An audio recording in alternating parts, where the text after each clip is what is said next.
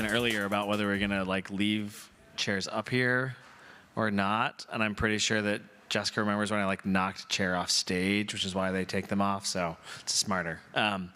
So hello again. Nice to be here for this conversation because I think I started the day with a little bit of a where we think some of the advances are, but I didn't really talk about specific use cases or some of the things that are coming there.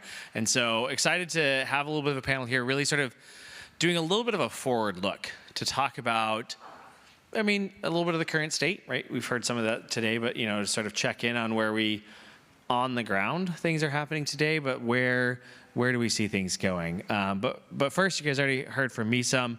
I'd like to have Kelci and Rakesh introduce themselves. So Kelci, why don't you tell us a little bit about yourself? Yeah, hi, Kelci Miclaus. I lead our AI solutions team for healthcare and life sciences at Dataiku. So of course, as you all know, Dataiku is a horizontal platform that's being applied across many different industries, many different use cases, a diversity of user personas. Within my team, it's really that industry verticalization strategy where we see specific needs or challenges in the healthcare and life sciences space as they tackle and adopt analytics, data strategies, and AI. And so we also build tangible solutions in the form of our Dataiku business solutions that show that kind of path to value for specific industry and domain challenges. So happy to be here. Rakesh? Hey everyone, my name is Rakesh Rajkumar. I'm the head of solution engineering at v4c. And for those of you who are unfamiliar with our organization, we're essentially a 100% pure play Dataiku partner. And the goal of our organization is to help proliferate the adoption of generative AI applications, as well as the usage of Dataiku by providing delivery services and enablement for folks such as yourselves. So happy to be on this panel today. Awesome, thank you. And I like to point out sort of like we brought someone who goes deep in a certain area, we brought somebody who goes a little bit more across, and so we'll sort of try to both think through, obviously, like there's a lot of pharma here. Kelci's really, great at speaking to that, but like give you a little bit of the balance there. And so I know some random things about you don't know anything too, a little bit. Don't lie. All right, so let's start. And Rakesh, I'll throw it to you first. Is like what Gen AI use cases, right? You guys are there to help the spread of Gen AI alongside Dataiku at our joint customers. Like, what Gen AI use cases are you seeing in the region and some of the different, customers and industries that you guys are working in? Where's that going? Yeah, honestly, I feel like there's quite a bit of this need for Gen AI across all verticals, right? And so I'll draw from some of the experiences that we've got at v4c. But starting with predictive maintenance within the manufacturing industry. So prior to joining v4c, I spent about 5 years at MuleSoft providing integration solutions for manufacturing, automotive, and energy. And kind of on this side of the thing, we've got the need for predictive maintenance for a lot of the smart factories that exist in today's world, right? And so you're dealing with pieces of equipment on shop floors that can range anywhere from $10,000 to upwards of $1 million. And so there's a vested interest from a lot of these organizations to make sure that they're operating as intended, but also any sort of planned downtime needs to kind of be optimized so that you are maximizing the amount of revenue that you're generating by producing things on those shop floors. Looking at some of the the need for predictive maintenance there, you've got a lot of different types of pieces of equipment that exist on the floors, right? And so, CNC machines, industrial robots, they may all have kind of the same data points that need to be collected, but the inferences and the outputs of those predictions can be quite vast, right? So, for example, the maximum operational temperature of a CNC machine might be very different from an industrial robot. And so to kind of classify them all as kind of a single category might be a little bit too general. But in the same vein, if you wanted to be a little bit too more specific in terms of each individual type of equipment, it might be a little bit too overfitting in terms of kind of the outputs and the predictions that you're able to draw. So a lot of our customers are kind of coming to us with kind of trying to find the balance and strike the balance between what you want to be able to do with the information there. So that's kind of what we're seeing right now in the manufacturing space. But I don't know if you had anything else. No, in the manufacturing space, it's a lot of opportunities there. In pharma, of course, they're manufacturers too. And the complexities, because there's so much, I will challenge and fight anybody to say that pharma is is not the most document and data-rich industry there is. So the SOPs, the consideration of the quality metrics, the measures around there, definitely an area where we're seeing adoption too. And I mean, on that document side, I'm sure you're seeing the RAG chatbot environments. We're seeing that a lot as low-hanging fruit, where companies are looking either for internal efficiency, operational gains, especially against highly matrixed or corporations. In life sciences, big part where we're seeing it is tackling the scientific literature, summarizing and tackling scientific literature review and making that digestible to insights through chatbots, of course. Chatbot, you get a chatbot, I get a chatbot, everybody gets a chatbot. But there's challenges with that too, because there's questions of whether the complexity of scientific or manufacturing or medical information can really be distilled well by some LLMs. So a lot of those challenges are fun to jump into. So last summer, I went out to a conference in San Francisco, and I got invited to be on a panel at some LLM meetup for a few hundred people out in the valley. And this was pretty early in the sort of Gen AI wave, and I was kind of okay, I know this, but I'm not an NLP expert. That's not my background. I was I really probably need to study up on this, and I kind of wish I had a chatbot to explain to me the 20 papers that I had to go and read to sort of feel like I knew the underlying what was going on there. But and another example of those, we've sort of seen some of the different patterns in the Gen AI, right? Of sort of there's the actual. What's funny is rarely are we actually hearing people using Gen AI to generate stuff. A lot of them are summarization or structuring of unstructured data to use in other applications. One of the ones that I actually really like is one of our customers in the retail space was talking about a use case that their marketing team did to write the sort of first draft of copy for descriptions of their products for their website. And the thing that I thought was really cool about it was, one, it was the marketing person up there talking about how great it was, not the data scientists, which is always that maybe this is actually real, not just data scientists built it and nobody's using it. But the head of this marketing copy team said, the thing that helps with so much is that getting past the blank page and helping us move faster. Because have you ever tried to write a description for 15 sweaters in a row? There's only so many synonyms for soft, and you sort of run out of them, right? And so that's another one that another sort of category of these is where we're really starting to see. Obviously, there's a first part in that sort of customer marketing side of things, but that's I think a good first wave of actual sort of bottom line impacting use cases that is coming out of Gen AI. I think that's going to be that next evolution. We've figured out chatbots. We've learned how to distill and disseminate information a little better. Now, how can we create that right content? In clinical and medical writing, there's so many exciting opportunities there, but there's also a lot of doubt, right? And so you have to build that success muscle first, I think, and that's where you can think of the simple tasks of summarization or chatbots, and then move into this idea, do we trust it to really generate external-facing content? But I think it's the direction we go. And so that actually leads sort of where I want to go with this. So what, if you're thinking about doing something on this documentation piece, or you're in an organization doing this, what are the things you need to have in place? What's your checklist look like to say, yes, we should go pursue this Gen AI use case or whatever? Not, you don't have to, I guess, answer it in the medical side, but as you're talking to these organizations, what do you say, hey, what are the considerations? What do you need to have in hand before you know that this is the right thing to go do? Yeah, and I'm curious to see how it is across industries, but specific especially, again, to life sciences or healthcare, security, risk, ethical use, the right size model right size and right type model.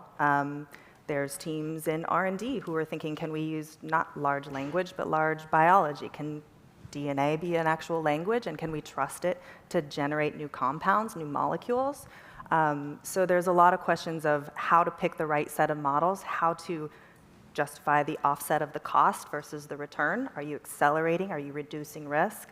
But especially in a highly regulated industry, it comes down a lot to those considerations of security, the risk, unintended use, patient data. What's an LLM going to do with that? Sometimes we don't know. How different is it than the considerations for sort of our more classical AI type stuff. Like a lot of those are the same, right? You know, like, yes, we should be thinking about, is this data ethical to use here? Like, how are we going to implement the outcomes of the model, like in an appropriate way? So like a lot of this mirrors what we should already be doing from an ML perspective. So yeah, like how is it changing? Like what are the nuances in I want to work on this project and we think this is a Gen AI project that is like above and beyond, or maybe that you don't have to consider compared to some of the classical stuff? Yeah, I think you kind of have to set the foundation first and be able to do the due diligence prior to actually evaluating what it is that you're trying to do with Gen AI, and also kind of taking a step back first. There's a lot of kind of Gen AI is kind of this nebulous term that a lot of people if you're not very technical or technology adjacent within your industry, you may not have the full breadth of knowledge as to what Gen AI can accomplish. So with that, kind of thinking about, kind of taking a step back, thinking about the change management policy that needs to be in place at your organization in order to even bring this upon, your workforce, right? Because ultimately, it can't just be an imperative that's coming from upstairs, coming all the way down. You need to have, the people that are actually interacting with these generative AI applications that are boots on the ground to be the biggest advocates for it. So. Starting from the bottom up and working your way up, that's kind of the best way to kind of implement these things. And then on top of the change management portion, it's also about a Center for Acceleration, or a C4A, which is very much a Dataiku concept that you employ, because if you don't set the foundational understanding of AI and ML best practices, a lot of the use cases that you're looking to sort of evaluate may live and die with just those use cases, and there may not be a catalyst to kind of propel yourselves to the next level of what you want to accomplish with Gen AI as well. So thinking about all of those things before you actually go head on into this nebulous world of Gen AI itself. Yeah. Do you think that this causes a need for, in our organizations, like different functions, different teams thinking through these problems than we already have in place today? I think so. I mean, I think, again, this is such a nascent field. What we've heard in the last 18 months, we're very focused, even in this session, around building, deploying, maintaining, right? But how is it going to change when we start thinking about consuming, right? And how should the consumer be involved, an AI consumer be involved in that build? So much of what we focus on is traditional machine learning or traditional ways we would work with data to create insights, kind of establishing that after that, it's pretty standard how those insights get out to teams. But now there's this new layer where we have to consider and change the way our organizations work to think of the people asking the questions, right? Because, true story, about 5 weeks ago, I wrote to our head of engineering and our Gen AI team, I've lost all faith in LLMs. They're useless, they suck, they're always wrong, this doesn't work. I was so mad because we built a low-hanging chatbot around clinical trial information. And then I said, well, I'm trying to ask it questions like that. Oh, you can't ask that kind of question to it. It wouldn't work for that. I didn't know that. And so I think in that change management, there will have to be this restructuring of thinking of the consumer and user obsession when we're building, right? So how you organize that, I think, is that, yes, you can have federated teams with that, but bringing those business objectives into it, because unless you're Dataiku or technology organizations, you're not in the business of building technology. You're building the business, or you're using technology for your business objectives, right? Pharma's not trying to create a new LLM. They might create some around that, but their job is to improve the therapies for healthcare. And so I think we have to restructure around this idea of technology as a center, but business users that are asking the real questions have to be involved in the building or have to be considered as you think of deploy. Rakesh? Yeah, sorry, what was the question again? I don't even know if I answered yeah. that. Well, so I guess maybe like actually I'll pile in first. So I think one of the things that we haven't always even been good at in the sort of the classical ML space already, that becomes maybe even a more acute problem going forward, that as we think about how we're structuring our teams or potential roles or whatever that impacts us, is one of the things that I joked about this a little bit this morning of sort of like the person asks us they give us a use case, they want some help, and sometimes they're big and hairy, and we send a data science team off to go and solve it. And then, like, how many times you sort of come back and you say, here's our solve, and they're like, this doesn't really actually help me, right?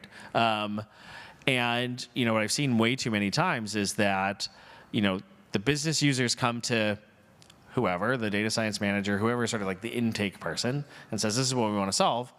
And then the data scientists go off for a couple months or 3 months or whatever, and then like hand an answer back.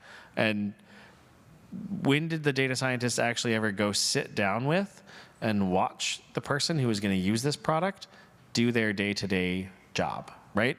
And there's so many different ways that this can show up, right? Like I remember a great example of, I'm trying to remember exactly what the model was. Whatever, probably not even that relevant. Where we were predicting something about sort of a customer behavior for one of our agents, and we had like a user team, so we weren't sort of like in GA or anything like that. But it's like we rolled out the first version of it to this like small user group, and they were like, well, but this information that you're using to predict it isn't available until after we've gone and done it, right? It was like sort of data leakage type thing. And so, like, we had somebody who'd been working with the data for 3 months, to build this model that, that like salesperson could have said, no, this won't work, 2 months, 3 weeks, and 4 days ago, right? And so it's that sort of stuff because nobody sat down with that user and watched them do it. And I think that this is where I see some of these like gaps in the Gen AI projects that we're deciding to work on, is that, maybe we have like a suggestion box, maybe we've got like a good group of people that we're sort of like soliciting ideas from, but, we get the idea, we go, that like sounds like fun, that's some cool data, or we think this is a good one, and then we just go off and work on it, rather than saying, okay, let's go do a research field trip.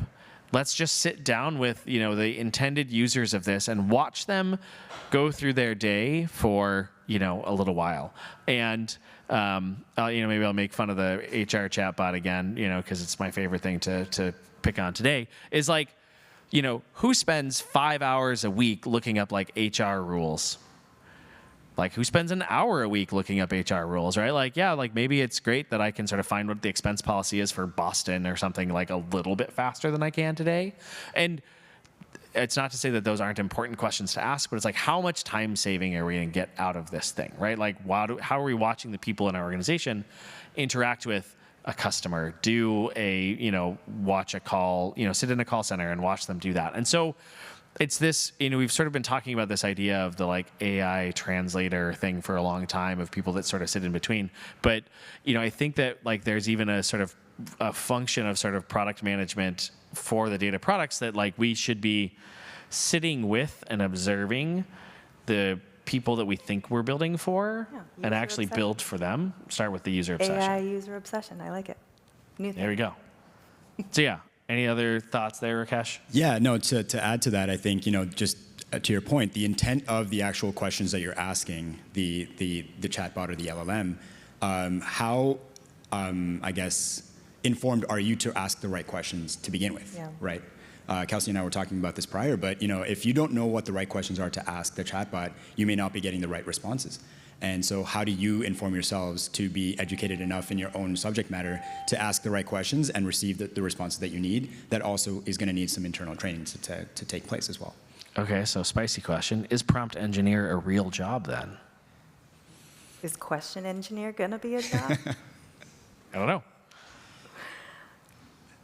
I don't think, like, same as treating Gen AI in a silo, in a vacuum. I think it's just another capability that we as data scientists, it's time we become that too, right? It's this distinction of ML engineer, AI engineer, data scientist, statistician, analyst, prompt engineer. It's another capability. The same way we think of adding capabilities to our tech stack, prompt engineering is a new skill, but I don't think it's a career. Yeah, and I think with the advancements of AI in the next 4 years, right? If we're thinking about how far we've come from GPT-2 to GPT-4 today, it's only taken us 4 years, but we've gone from the cognitive ability of a preschooler to a smart high schooler with GPT-4. So now, based on the trend lines, I mean, within the next 4 years, there are people that are predicting that we can hit a point of AGI, or artificial general intelligence, by 2027. And so with that, you basically are getting to the cognitive ability of a PhD or an AI researcher or AI engineer. So how much of that will kind of play into the factor of what we need to put in to be able to get the answers that we need as well? So that might be the first, if prompt engineering is a career, it might be the first one replaced by AI. Maybe. All right, so let's stay on this trend of sort of like looking forward, right? So let's assume for sake of argument 2027 does not bring us AGI. What are you excited about? Like what could we be looking at? Like what should we be working towards 3 years from now, 5 years from now? Yeah, I think coexisting with very, very smart AI capabilities and deploying AI coworkers to be able to kind of help us move at the speed of light and not necessarily take away the human nature of our jobs, but also just kind of work in tandem with them to build better solutions faster. So that's what I'm really excited about. Yeah, I said it earlier, it's like either human-enabled AI or AI-enabled humans. I think that's kind of the consideration. And I think Gartner has said that by 2025, they expect over half of healthcare organizations to actually have adopted AI into patient care decisions. Are we going to replace doctors with an AI? No, but are our doctors going to become trained in how to make better decisions with AI? Ideally, yes. I don't think this is something that's going away, so I think we're going to, ideally in the next few years, learn how to balance it for functional performance, and hopefully we hit those first successes where we don't lose hope in those applications so that we can move past just incremental efficiency gains to actual transformative business innovation because of this, right? Pharma might start with simple things. An HR chatbot sounds pretty simple. Like you said, no one's going to die if you don't get the right information of how much you can spend in Boston. I don't think. I don't know how much you're spending. But, organizations in life sciences are starting to think like healthcare. Can I actually use this technology to become a new type of entity? Can I own the digital experience of my patients and get closer to patient outcomes and change my business? And I think that's what we'll see in the next few years, is moving past some of the cutesy things into true transformative impact in our business. Hopefully. I'm like way more pragmatic. The thing I think is really cool in the next couple of years here is that like I'd like to shift from doing essentially sort of like data engineering for machine learning to using machine learning for data engineering, right? As you sort of think about the amount of time that we spend just doing the dirty plumbing work of getting stuff ready for analytics, full spectrum, like analytics to Gen AI and back again, right? Is like, how do we start to actually leverage, and LLMs are great for that, right? Like SQL is a language, it's a lot easier language to understand than English is, right? So like, can we actually start to see that promise of, how can we do that sort of 80-90% of the data science grunt work that, data scientists love to complain about, but also don't want to automate it away because then they lose their specialness maybe. But like, those are the sort of things that it's like, I find actually really, really exciting is like, it's like, there's so much potential for just moving some of the, and I hate coding, so I said drudgery, but the drudgery away of some of these like, core things like the data engineering pipelines and that sort of stuff. So like, it's the, I have to do this thing and I'm going to spend a lot of time doing it, but that's not where the value is, right? The value is in the outcome. How do we get to that outcome faster? So that's some of the stuff I'm super excited for. I mean, it's like a new employee. You give them interesting projects at first to like get them, trap them, get them in there. Then you put the grunt work. So we're letting it, like Gen AI gets to like paint pictures and create stories. They're doing all our creative things. Like next we'll make them clean our data and do our laundry, hopefully. I'm okay with that. So awesome. All right. Got a few more seconds left. So we've talked about a whole bunch of different sort of things here. So if everybody walks away and they remember one thing, what's the one thing they should remember for what we talked about here today, Rakesh? Just make sure that you're staying on top of the educational portion of Gen AI and all of the advancements that are taking place, because it is here to stay and it's going to be changing the way that we work over the next several years and years to come. So it's something that you want to embrace. It's not something that you want to kind of deter. So that's kind of what I want to say. Yeah. Kelci. I'm sticking with the idea of focusing on that AI consumption level, right? There's a group in pharma, especially on the R&D side, it's around the disruptions of AI, and the KPI of one of the things they look at is adoption, right? And what happens if we immediately lose trust? So I think it's that idea of focusing on what is going to actually get us to adoption of these new technologies that we're building and not lose faith in them. I love it. All right. Big round of applause. Thank you very much, Rakesh and Kelci. Thanks, guys.